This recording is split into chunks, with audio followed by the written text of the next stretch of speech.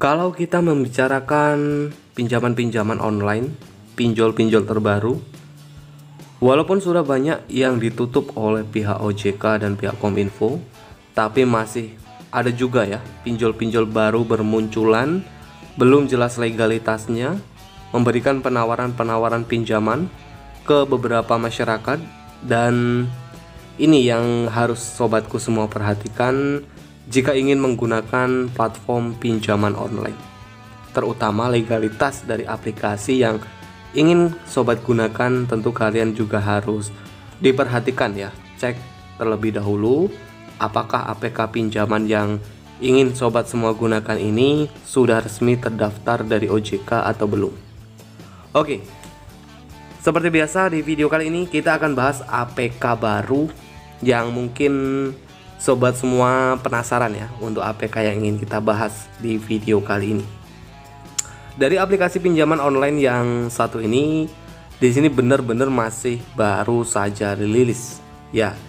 Beberapa aplikasi pinjaman online yang sudah banyak ditutup oleh pihak OJK dan Kominfo, ini ada juga APK baru yang di sini saya cek di grup salah satu Facebook yang juga sudah banyak orang yang di ACC dari aplikasi yang satu ini. Dan mungkin kalian semua juga penasaran. Nah, simak ya video ini sampai selesai agar sobatku semua tidak gagal paham ya. Tentu kalau kami membahas APK pinjaman online, kami juga tidak menyarankan buat sobatku untuk menggunakannya, ataupun di sini kami juga bukan pembuat dari aplikasi pinjaman online. Paham ya teman-teman ya? Oke, sebelum kita lanjut ke video kali ini, buat sobat-sobatku semua yang belum subscribe channel ini, silakan ya bisa subscribe terlebih dahulu. Silakan juga bisa aktifkan tombol loncengnya agar kalau saya update video-video terbaru lainnya, teman-teman yang pertama kali mendapatkan notifikasinya.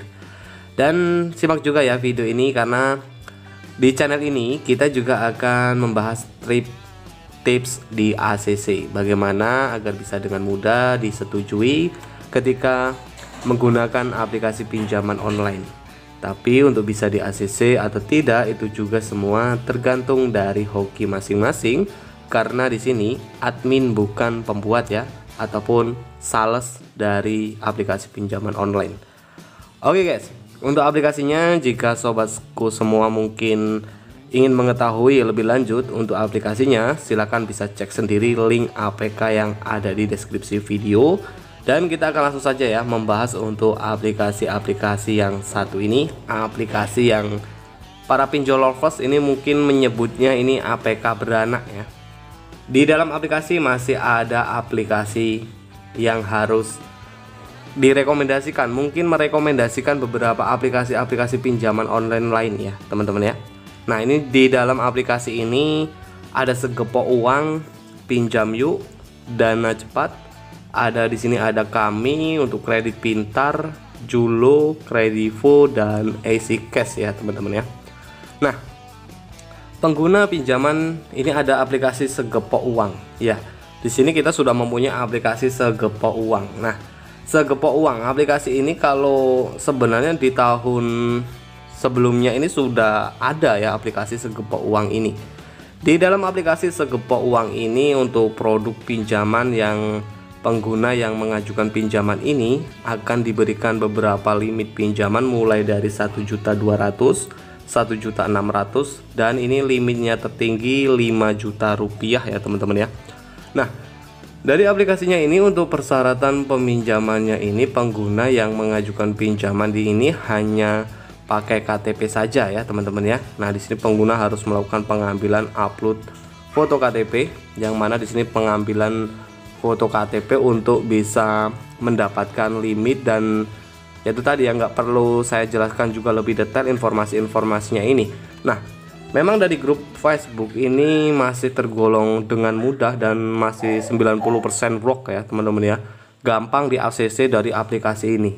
Nah, tentu kami sebelum membuat video ini kami sudah cek ya legalitasnya. Untuk aplikasi ini masih ilegal saat ini dan belum terdaftar berizin dari OJK sobatku. Nah, silakan nanti kalian juga bisa cek sendiri ya untuk aplikasi ini.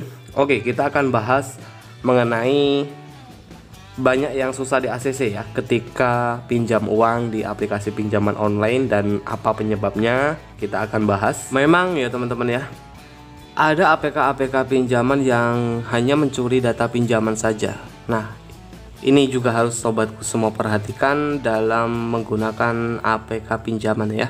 Nah, kenapa di sini saya bilang hanya mencuri data saja?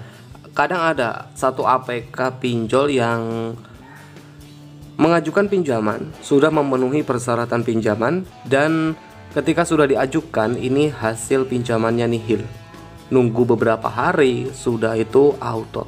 Sedangkan data kita sudah terlanjur diserahkan oleh aplikasi tersebut ya teman-teman ya. Nah, ini harus sobatku perhatikan terutama jika ingin mengajukan ataupun menggunakan aplikasi pinjol.